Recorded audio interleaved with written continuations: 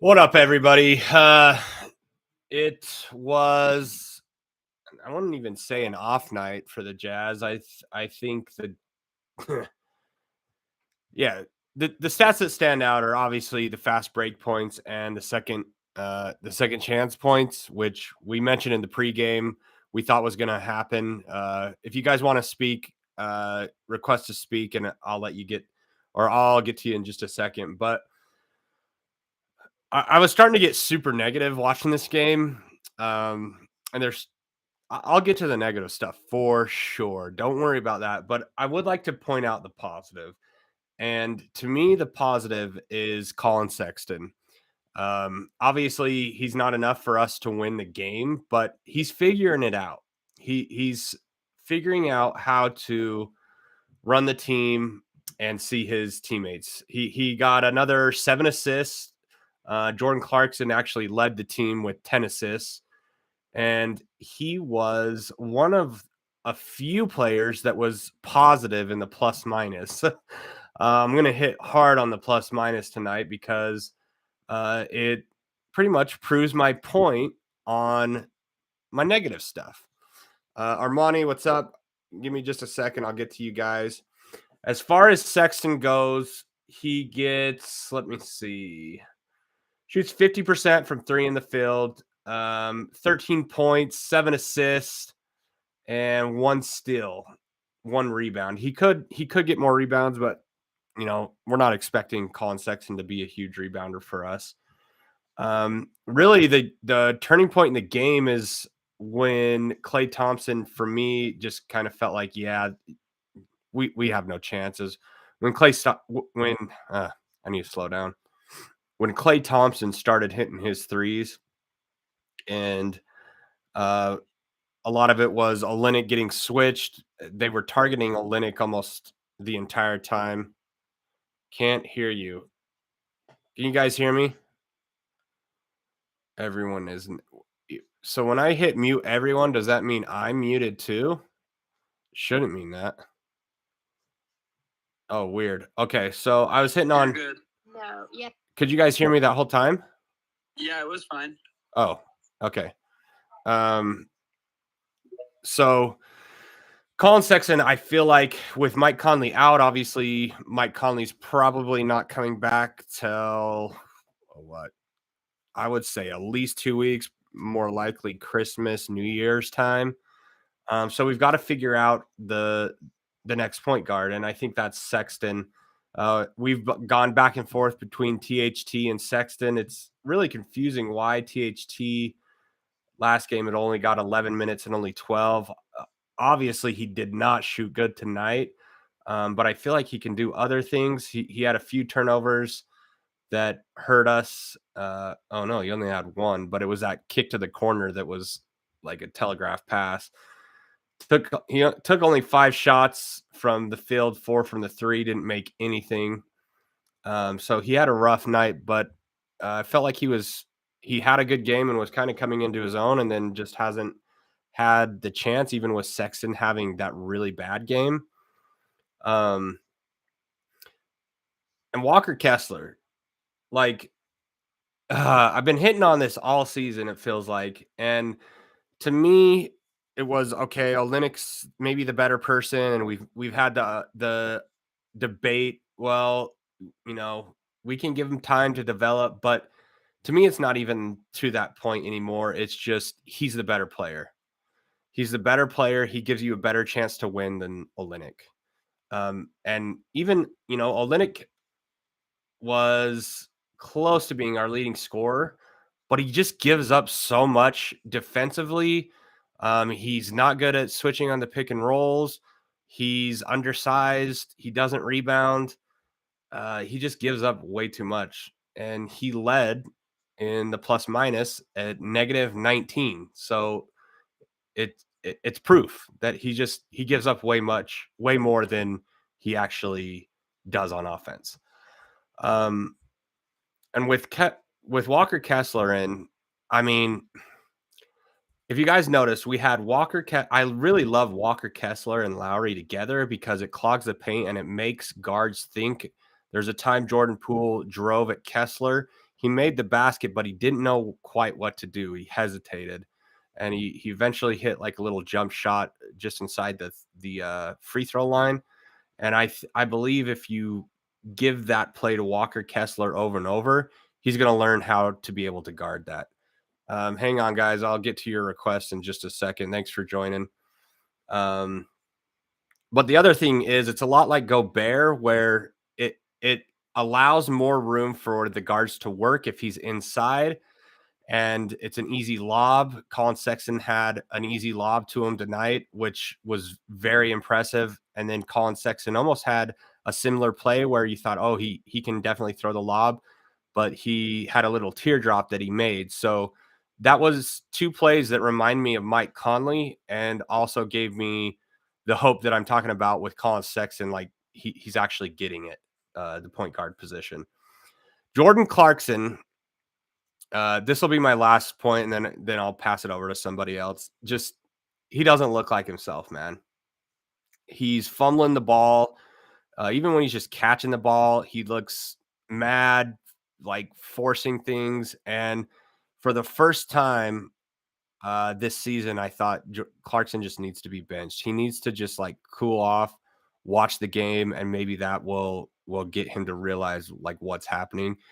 He and we talked about this last podcast. He just looks like he feels the pressure of being one of the main guys that needs to score.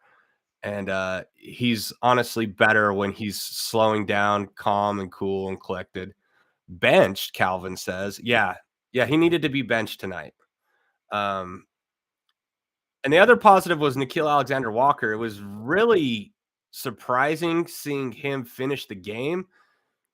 But I'm glad he did. Like, I thought he played better than THT tonight. I thought he had some defensive plays that were good. He had 3 steals, 6 assists, 5 rebounds, 8 points. Like he was really efficient tonight. He only shot 27%, missed all his threes, but it with the momentum and the feel of the game, I actually like that. I would have rather my favorite lineup of this entire team is Sexton, Clarkson, Beasley, Markkanen, and Kessler. Like, and if you noticed, when we had Kessler in with Lauri, those were the 2 times we one took a 1-point lead, but also were the closest. And as soon as Vanderbilt and Olynyk came in, those are when the leads blew up the most. And it shows by the plus minus. Kelly Olynyk's plus minus -19, Vanderbilt's plus minus -13. So if you take out Taylor Horton Tucker, who only played 12 minutes, I'm not even going to count that. Those 2 are leading in the plus minus. And it's it's obvious to me. I hope coach catches on to it. I can deal with Olynyk because he hits threes and like he tries as hard as he can. He's not very athletic, but Vanderbilt's body language just drives me insane. Like he's always right next to the player. He doesn't know where to be, help defense. I've coached junior jazz, I've coached junior high, I've coached high school basketball, and he's one of those kids that like no matter what you tell them, they just don't get the game. They don't understand where to be on the court, where the ball is in a certain spot. And that really, really, really hurts us defensively with Vanderbilt. Even offensively, he doesn't know where to be in rebounding position. So I'm going to pass the time over to the first one was Utah as. I'm going to let you go first and then request these other guys. So go ahead.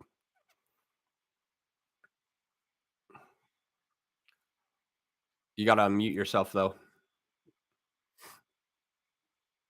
if you're talking. If not, I'll go to Kevin next. Kevin, we'll go to you since you're ready to go. Yo, man, I think you're being way too harsh. I really do. No. No, hear me out. I will, but I'm not. I've been telling you since the beginning of the season that these first 10, 12 games. Oh, I got to cut you off. Coach is talking. Sorry. Oh, I'll give it back to you. I promise.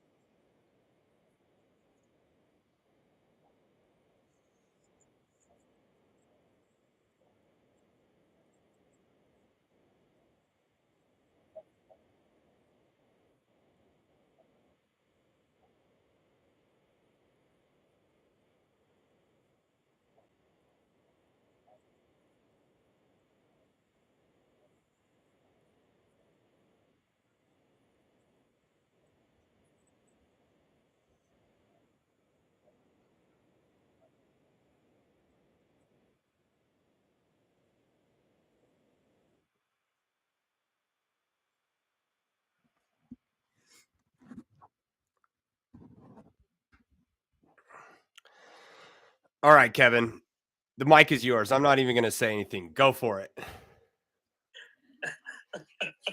First off, man, where do those guys in the interview come up with those questions? I feel like they all just ask the same damn question over and over again. And coach is like, yeah, I just said that. Like, why are you just rephrasing it? So dumb. And then what I was trying to say is, like, I think the Jazz team played well, and I think this is who they are. Like, I've been trying to say all season long, like, they took the league by storm because they brought in a new system. They played really hard, and no one expected them. And now that people are starting to figure out Will's system and figure out these players and learn how to guard them, this is what this team always was. And I think it was, is it Amari posted that picture in the chat about how we have one of the worst combined defense and offensive efficiencies in the league.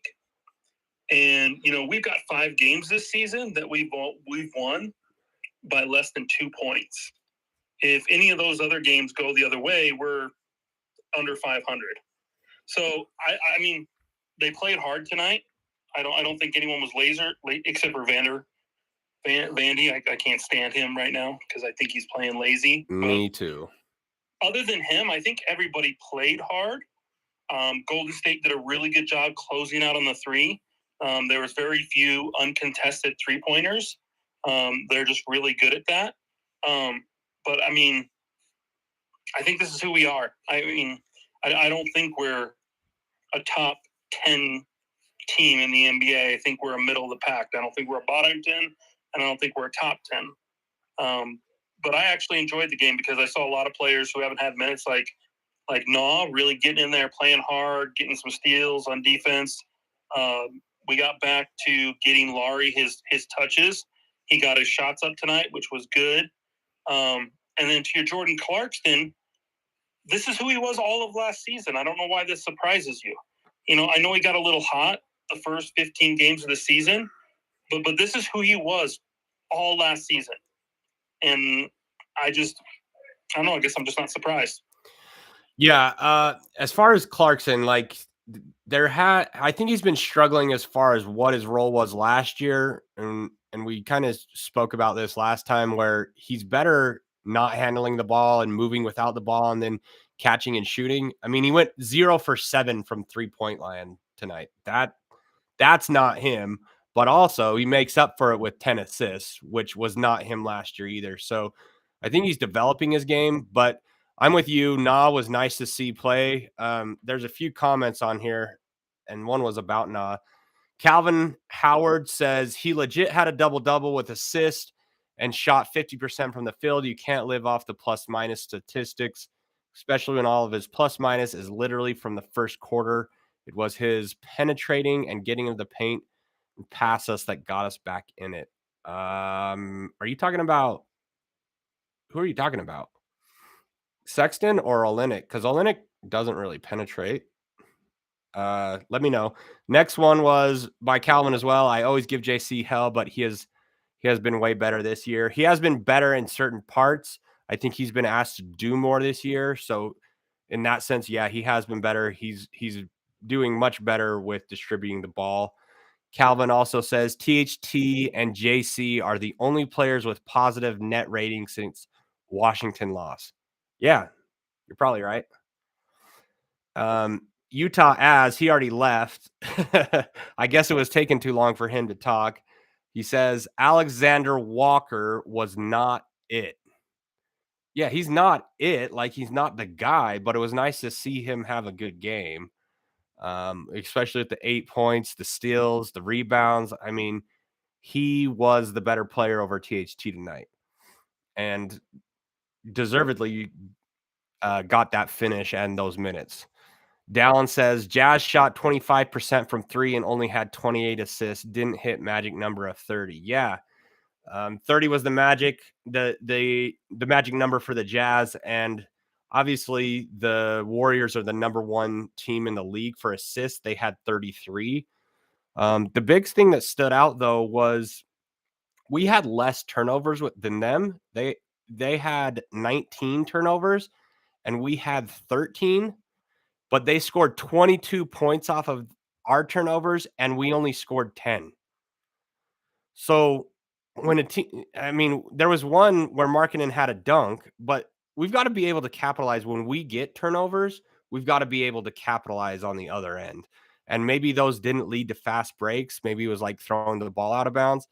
But for them to have 19 turnovers and we only scored 10 points off of that, that's a huge discrepancy or not discrepancy, but difference is the word I'm looking for with them scoring 22.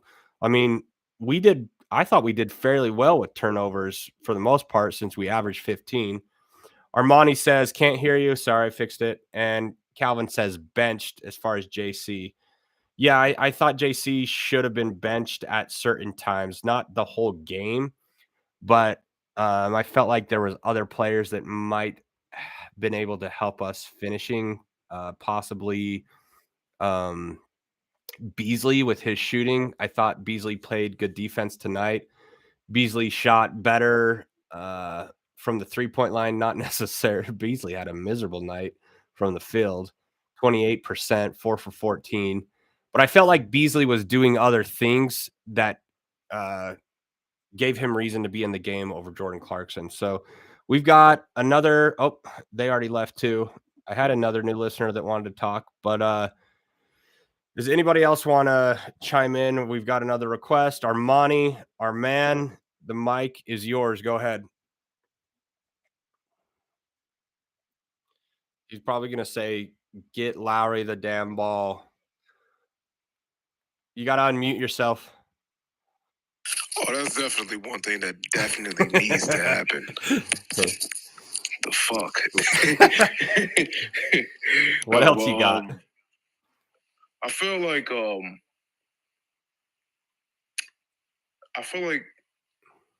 I don't know how I feel about Colin Sexton.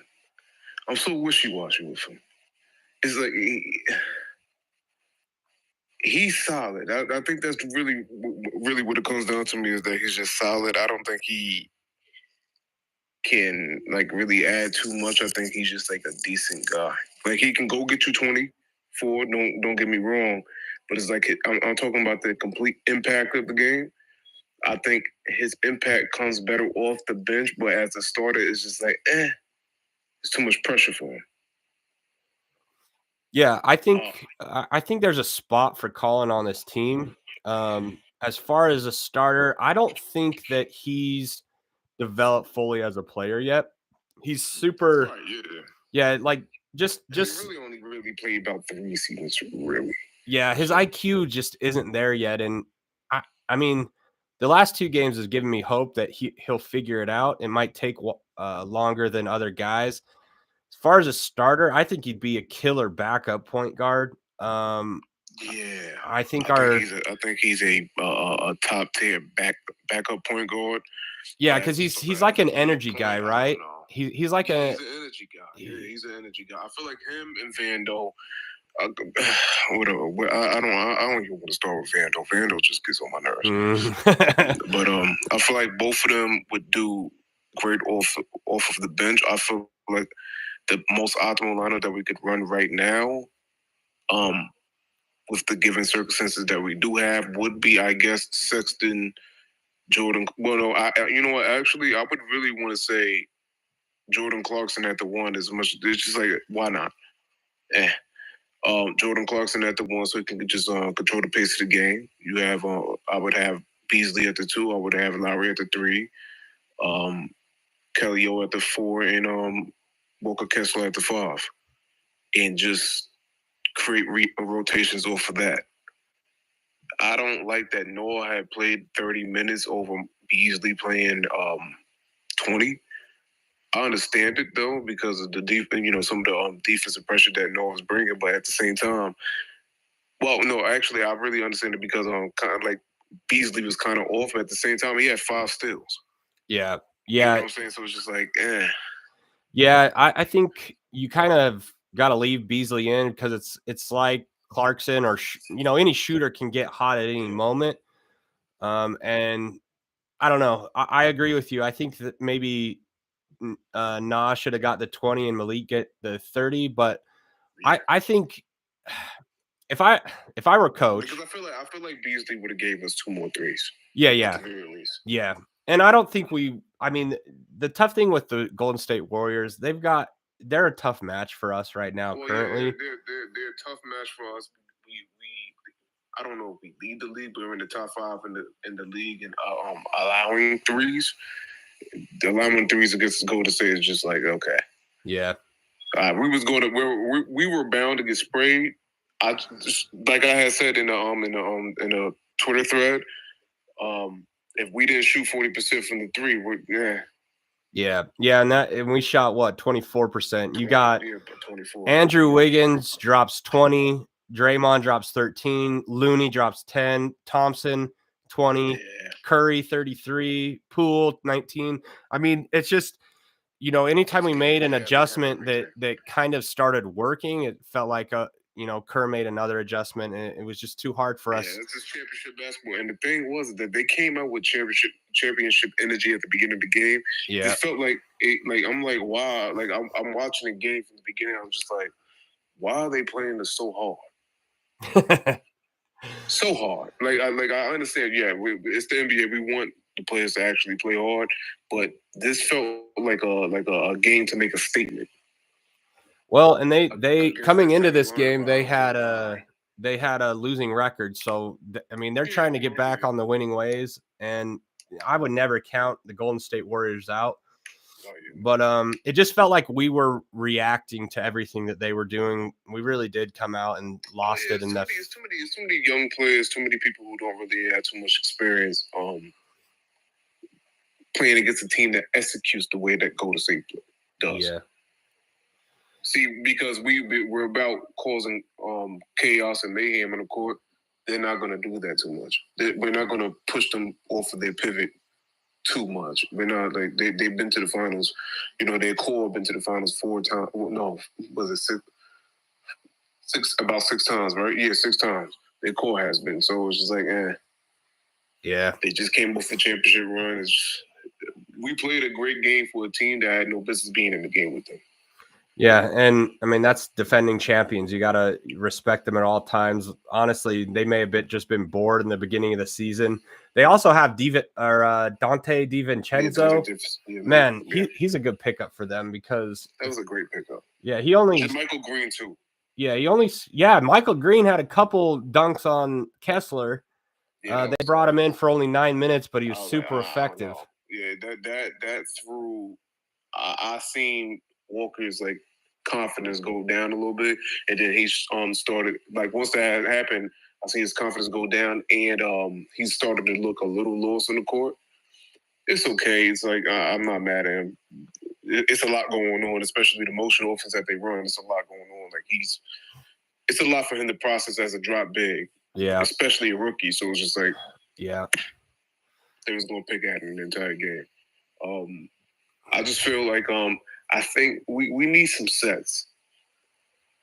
Yeah, it's sets, and those sets be whether it's a set or there's a certain motion that gets activated via being in certain spots might kindly get us into those sets or plays, however you want to call it, that give us a little bit more a success of just slowing down the game for a little bit, just to recreate the pace for ourselves. And we don't have that because Mike Conley is gone, and I just feel like somebody needs to be able to figure that out because there's certain plays where of course Lauri needs the ball, but JC is kind of out of whack. Yeah, for sure. He's kind of out of whack right now. He's not pulling as many threes as he would, and I'm assuming that's because he's taking the responsibilities of trying to control the game. But sometimes he's overforcing him driving, and then it puts him into bad positions. And you can't do that right now because we don't have so many people who could bail us out as of right now because Mike Conley is gone and Beasley is not as sharp as he was the entire season right now. And yeah, I just think there's. I would take this loss with a grain of salt and just understanding that we put up a great fight against the championship team and we most definitely should have been in that game, and we were. So that tells us that kind of gives us a silver lining to understand that we do have potential to be an extremely tough team. I think we do need a trade. I just don't know the exact type of player that we need for the system. Yeah. Thanks for sharing, Armani. I agree. There was multiple times this team could have given up, and I was like, "Oh man, this game's over." But there's multiple times where they keep you engaged and excited just because they're working so hard. I want to give time to Dallin to speak in NBA Jazz chat. So if you guys request, I'm going to throw this other stat out at you. If you have something else to talk about, you can. But I want to throw this out. There were only 4 players in the plus on the plus minus, and Lauri Markkanen obviously leads us in 12. The other one's Colin Sexton at 2, and the other 2 are Walker Kessler and Nikhil Alexander-Walker. They were both at 2. So, as far as Jordan Clarkson struggling, like my favorite lineup is THT or Sexton at the point, depending on what matchups there are or who's playing good. And then you go Clarkson and Beasley as your shooters and defenders and energy guys, and then Lowry and Walker Kessler. Like that would be my starting lineup, and then plug and play with the other players: Olynyk, Vanderbilt coming off the bench. Who else? Yeah, those are the main 2. And I just think you kind of play around with the second unit depending on who's playing good. But I'm going to pass the mic over to Dallin. Let me accept your request. Go ahead, man.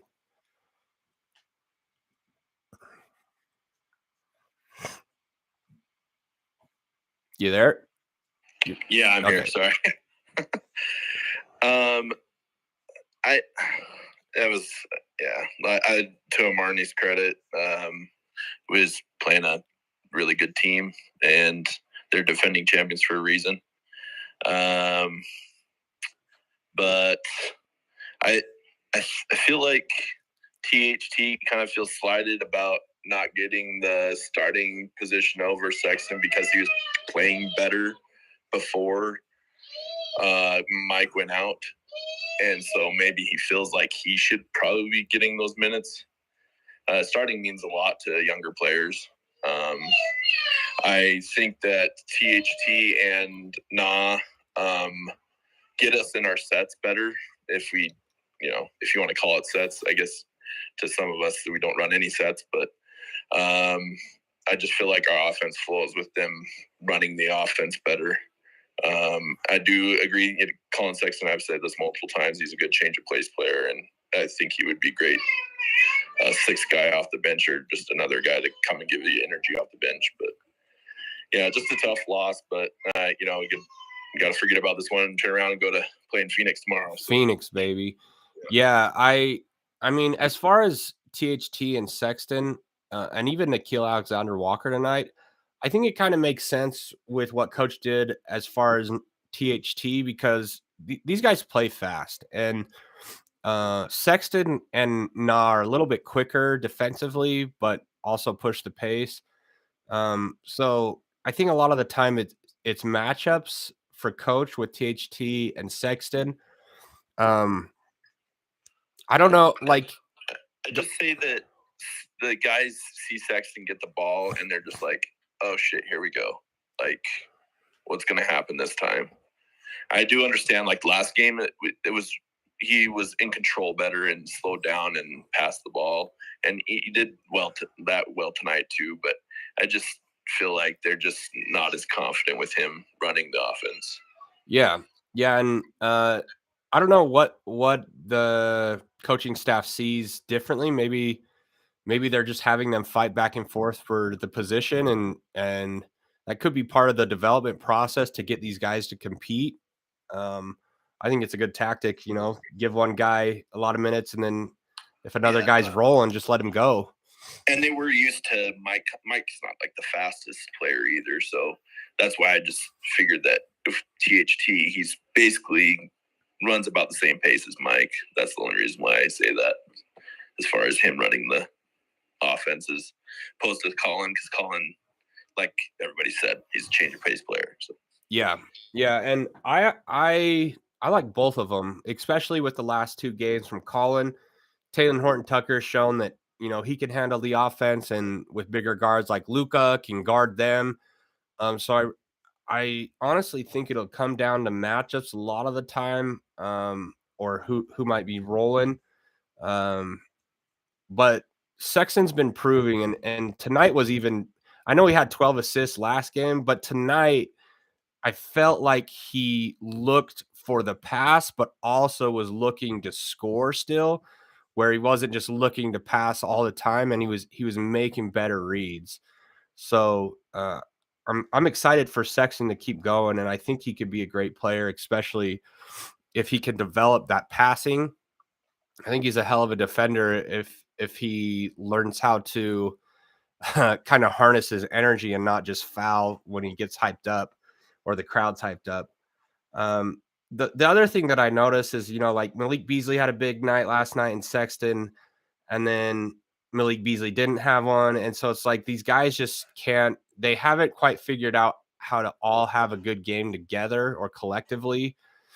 Well, I take that back. We were having good games together. That's why we were winning earlier. But these last few, we've dropped 6 out of the last 8 games. So obviously some of that's Mike being out, but these guys are learning different roles than they were playing before, and it's going to take time. So I'm not totally upset at the loss. I really feel like our team is better with Walker Kessler on the floor.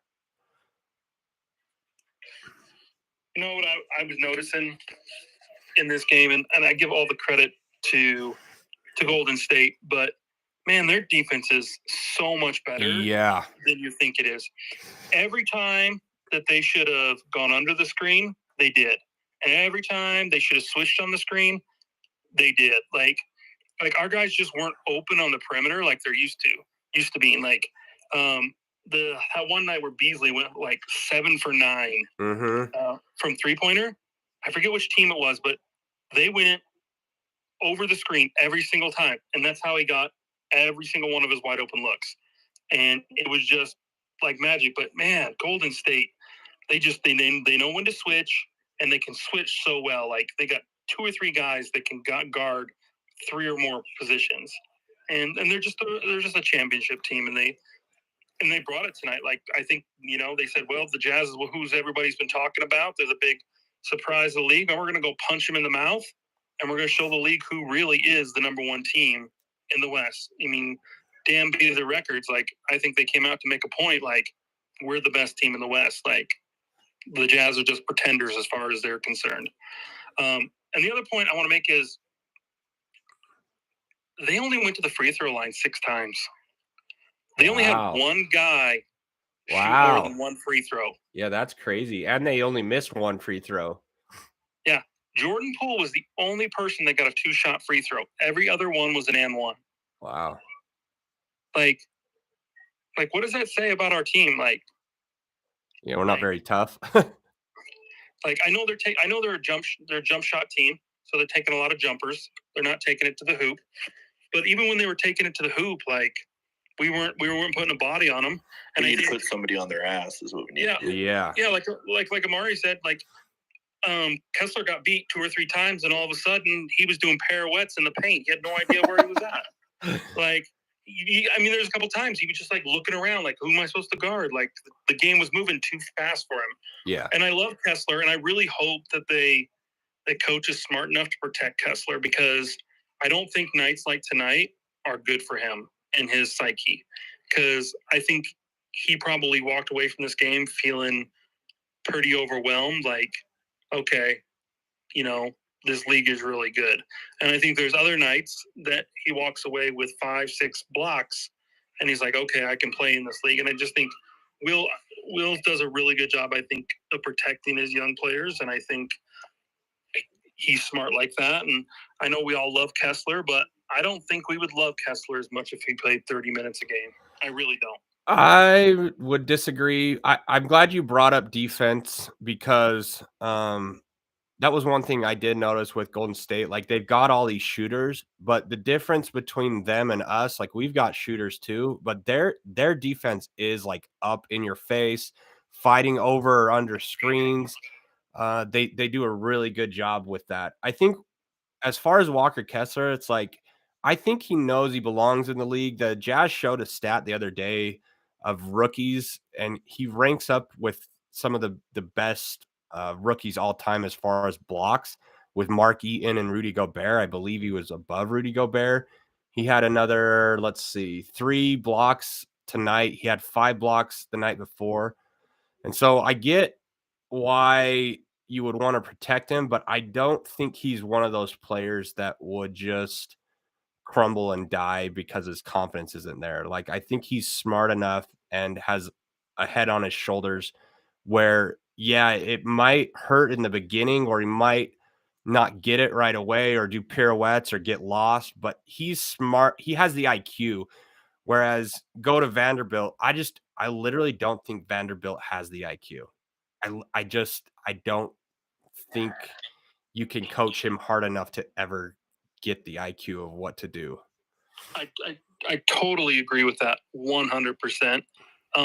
My one thing with him, and I think blocks are great and all that, but one thing I was particularly watching tonight is how many offensive rebounds Golden State got because Kessler was trying to block the ball. And every single time he went for a block and he didn't get a block, they got an offensive rebound. Like you have to be smart. Like you can't just go for a block every single time because when you do, you put yourself out of position for the rebound. I mean, he's averaging just barely over 5 rebounds a game in 15, 16 minutes a game. And so, I mean, I love blocks and all that, and they're great. But I would take a guy who can put up 10 defensive rebounds a game and 1 block a game versus a guy who can do 3 blocks a game and 5 rebounds a game. That's just me personally. Like he's got to figure that out because it's great to block, it's fancy, but that's the thing is like when you block the ball, how many times does he block the ball and the other team still gets the ball back? I personally wouldn't say that's necessarily all upon Walker because the rest of the team does not box out. So how much blame can we really put on somebody who's protecting the rim? He's not only is he protecting the rim via blocks, but he's a deterrent. There's a lot of extra passing that happens because Walker Kessler is there. But I can't necessarily just blame the offensive rebounding on him because there's a lot of the times when he's in the game and he's dominating on the defensive rebounding in the spurts of the minutes that he gets to play. So I can't necessarily blame him for that. Yeah, and I don't disagree with you. The rest of our team is really bad at boxing out. You nailed that perfectly. Like I couldn't have said it better. Like they have no desire to get a rebound outside of Vanderbilt, and he just gets rebounds because he runs in there recklessly and tries to grab the ball. Like he ain't boxing out. He's just trying to jump over people, and hopefully he doesn't get an over the back like he does every single game. Well, and I feel like Kessler just affects the game more. Like there was a play even where Draymond Green was, nobody ever boxes Vanderbilt out because he honestly doesn't crack. Like Vanderbilt should be just averaging 20 rebounds a game, in my opinion. He's athletic and a freak like that, and if he understood how to box out and rebound, but even some of Vanderbilt's rebounds tonight just kind of came to him, like no one was even around him. So there was one play where Draymond boxed Kessler all the way underneath the basket to the baseline, and Kessler was still able to like reach over and almost tip the ball. And so there's just plays like that where I think he opens things up. He's more of an offensive threat in the post. You could throw it into him and he can score over almost anyone with his footwork or dunk it on them. But then offensively, I feel like he opens our shooters a little bit more because people are worried about him in the middle. And so they suck into either help and he can kick it. But even defensively, like just Vanderbilt is always out of position when he is not on the ball. he's never in help position ever, ever, ever. And I don't think he gets that part of it. And at least Kessler is longer and bigger. And personally, if it comes down to it, I would rather watch Kessler play than watch Vanderbilt play, unless Vanderbilt plays like he did the first, I don't know, 5, 6 games. Because like he showed us what he had, and I think we're all really disappointed in Vanderbilt because frankly, he's lazy in my opinion, or he's got to be really hurt. But I can't say that he's hurt. Shout out Los Utah Jazz. I think that's the one that Bowler was talking about on the broadcast. They have a picture of the Uruguay. Hey, Yeah. I know that you've been paying attention to the World Cup. I've been trying, but I watched a little bit of the U.S. men's against England day, and just the 0-0 score is like, man. Group stage. Just wait until the next round, then you get shootouts every time. Yeah, it's like baseball. The only time I ever watch baseball is the playoffs. We got a few more comments. One thing I do want to, I was very interested in. One, I don't understand why Fontecchio did not get minutes. Yeah, this is the perfect game for Fontecchio to be playing, especially with the pace that he likes to play. He plays an extremely fast game, and he hustles a lot on defense. Whether he's a great defender, a decent defender or not, that's not the question. He actually puts a lot of effort on the defensive end, and he could have opened the game up a little bit more for us just being on the court, because the scouting report will be he will shoot. If he touches the ball, he will shoot. One other thing is that I feel like I think Vanderbilt's minutes. I think Vanderbilt and Walker should play the same exact minutes.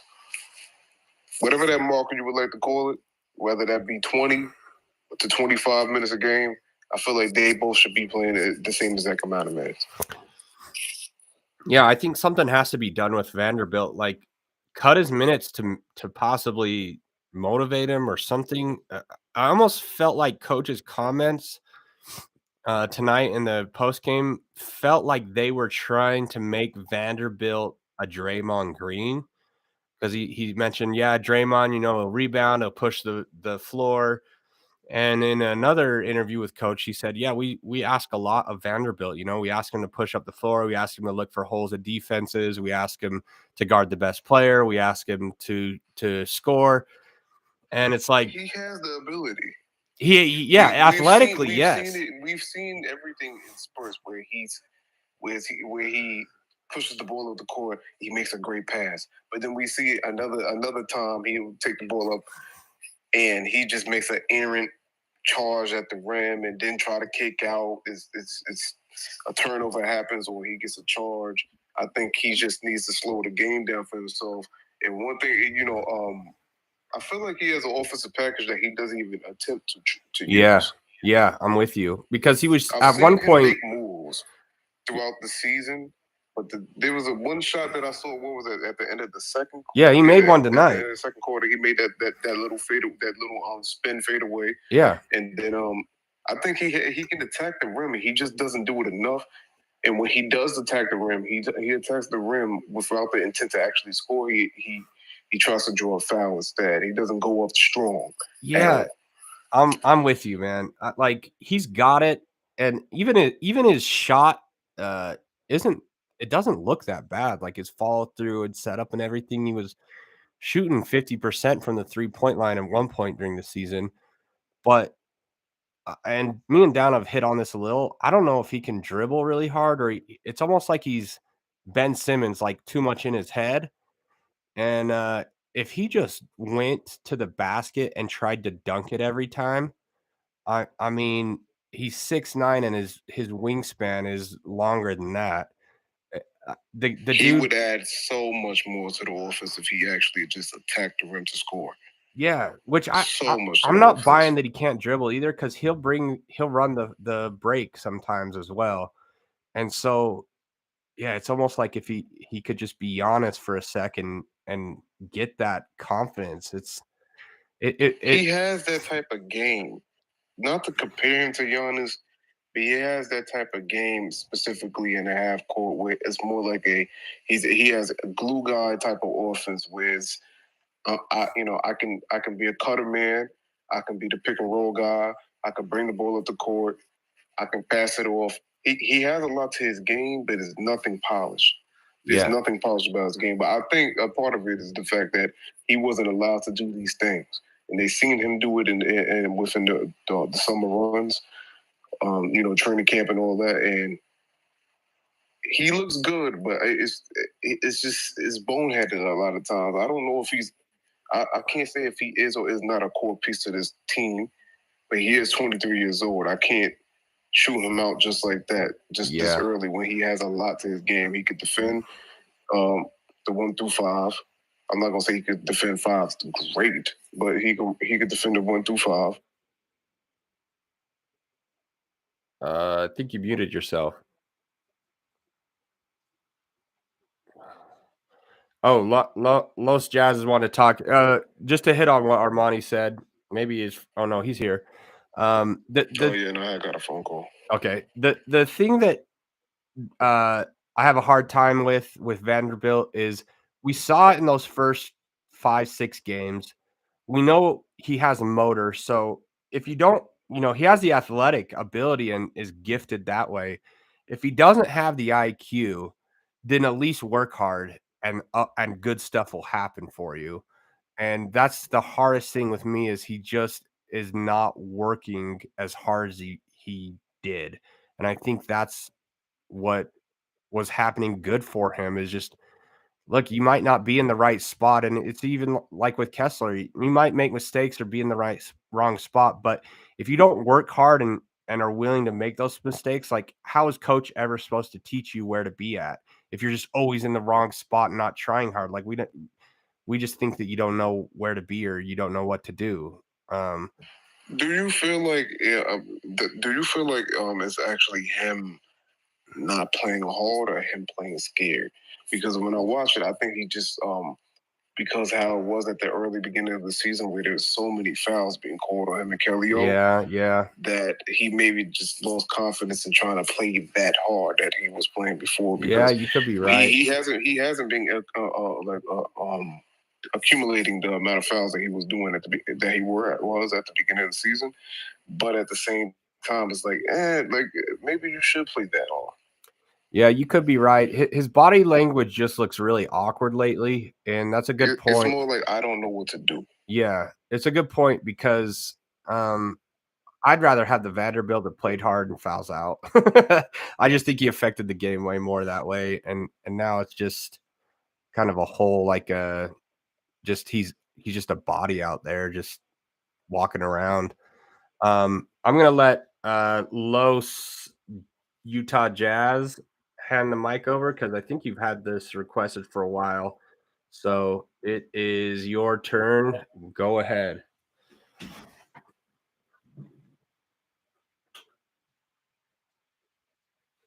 You got to unmute yourself if you're talking. There you go. Hey, guys. How's it going? What's up, man? Not much. It's almost 3 o'clock here in Uruguay. You're crazy. Yeah, I know. I've been following the Jazz overnight since about 6-7 years from now. I'm used to not having a good night's sleep in the whole regular season. Let's not talk about the playoff, of course. I've had several nights about 3-4 hours tops sleep. I'm not the best worker. Next day, this is a true fan. Yeah, I know. I've been compromising everything because of the Jazz. I'm sure sorry they haven't put a good product out lately. So. Nah, it's okay. I'm sure you guys understand. Will Smith says, love will make you do crazy things. Exactly. Keep my wife's name out your fucking mouth. Yeah. Well, guys, as you probably know already, we had the barbecue, the annual barbecue today, so we're not too much too concerned about this loss. We had a really good celebration tonight. We had some beer. We had a really good steak. We debate about if whether the Jazz should tank or not. So we took this loss really in a chill way. Not too much trouble for us tonight. What is your guys' overwhelming consensus? Should we tank or should we not? And I mean, we overall think that we're in a really awesome position here because we're considering like we're in the top places of a very I mean really even West Conference, and considering we have three first round picks for this draft, and we already have like I don't know, like maybe 9-10 picks from several future picks, draft picks. I mean, for the next 4 or 5 years, I mean, it's really reassuring if you're a Jazz fans, like not to have a really good present, but to have a really nice future. I think we should give some credit to Danny Ainge, of course. I'm really not enjoying losing the way we are losing right now, because I think we need to get really better in some things, like maybe like transitions defense, or maybe like guarding Stephen Curry, as we should guard a guy like Stephen Curry. But yeah, I mean, overall we're like 12-9. I think we're pretty good. I mean, if anyone said to you guys like, hey, we were gonna start like this team is gonna start like the season 12-9, I mean, I would sign that, of course, in a heartbeat. I mean, I don't know if you guys would sign that, but I would definitely be really happy with that. Yeah. Some of us would want to be 0-21, but you know, Yeah. beggars can't be choosers. Yeah, good Kevin would want to be 0-21, but that's a good point that you make, because as you were saying that, we really are in a great position, because we're not so bad like the Houston Rockets, where it's like, man, this is going to take years, right? The things that we're on here complaining about, I think, is because we were winning and we still want to win. It's natural to want to win. But to your point, you know, we've got 3 draft picks, and these holes that we have in the team right now may be solved from draft picks or trades or whatever goes on during this offseason. If it's anything like last offseason, we're in a fantastic spot. So it does make these losses a little easier to bear. And like you said, we're competing. We're not just totally laying down. So once we do get these pieces, it's not going to be from ground zero. We've got pieces in Lauri, Sexton, THT possibly, Kessler. I feel like Beasley is going to be a piece of this team moving forward, and maybe they won't be, but they're assets that are going to get us to that point. So I'm glad you brought that up, and maybe it's just us Americans that are greedy and want to win everything right now. Yeah, exactly. And plus, you know what? I've been analyzing this like for these past few weeks. I think the last season Jazz problems were like that obvious that just watching these guys play right now, not having these obvious problems and troubles that the former Jazz team had. I think we're like accepting that this team might not win every single game, but we'll take it. You know, like Yeah. you know what I mean. It's like I mean, we're not playing hero ball like the whole fourth quarter, and we're playing some defense like as we should have played some defense last season. So it's like the problems that we had last season were so obvious that this season is like, okay, maybe we should be more patient with these guys as they're losing. Yeah, of course, they have some trouble, of course, but they're showing us that they are acknowledging that problems and they are trying their best to overcome that issues they had. And I think Will Hardy and the guys are doing their best they can. Of course, we do not have like the best roster in the West, but we're trying our best. I mean, we had this incredible start. Hey, your picture's on TV right now. I'm looking at it. Family's getting bigger, and we couldn't be happier. Third annual Jazz Barbecue in Uruguay. Love is worldwide. I see your picture. Sorry, I had to interrupt you. Yeah, I mean, I'm so happy, man. I'm at home right now. I'm about to go to sleep. I mean, hearing those words is like gold to me. I mean, the only thing I want is like to join the whole Latin America or maybe Spanish speaking fans together. Maybe get a job as a representative fella of the jazz, the Spanish speaking jazz Latin American community would be like so awesome. So my wife actually works every home game at the arena and she speaks Spanish. So if you have any ideas or need anything, hit me up and maybe we could get together and work something out. Oh, it will be so awesome. I mean, I went to Utah like maybe 4 months ago for the first time in my life. I'm 25 right now. I've always had the dream to go to Utah to experience like a home game live. Unfortunately, I went to the playoff series with Dallas, so it wasn't a great experience for me overall. But yeah, I mean, I was in the arena on the game with the alley oop from Mitchell to Gobert. So yeah, I experienced one of the most amazing moments of the last 20 years in the Jazz organization. So yeah, I mean, I touched the heaven with my hands, as we say here. So I can't complain, and I mean, if I had to wish for one thing right now, it would be like to be there maybe in the All-Star game to see Lauri Markkanen go wild in Salt Lake City.